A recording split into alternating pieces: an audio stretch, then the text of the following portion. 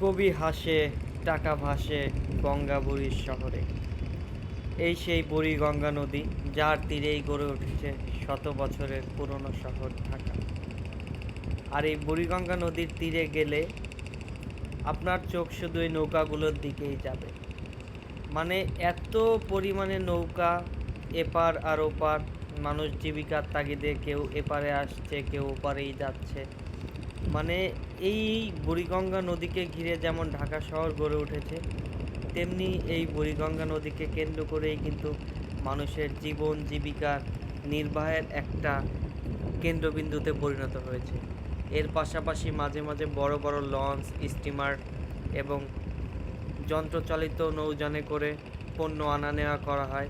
ঢাকা থেকে গ্রামের দিকে যায় পণ্য, আবার বাংলাদেশের বিভিন্ন জেলা থেকে পণ্য এসে ঢাকায় ভিড়ে। মানে বুড়িগঙ্গা নদীতে গেলেই শুধু এই নৌকার দিকেই আপনার চোখগুলো আটকে থাকবে। মানে এত পরিমাণে নৌকা, সত্য কথা বলতে গেলে এইখানে গেলে এই নৌকার দৃশ্যগুলো দেখে আসলে সত্যিই অনেক ভালো লাগে। আর বিকালের দিকে গেলে ভালো লাগার পরিমাণটা আরও অনেক বেড়ে যাবে।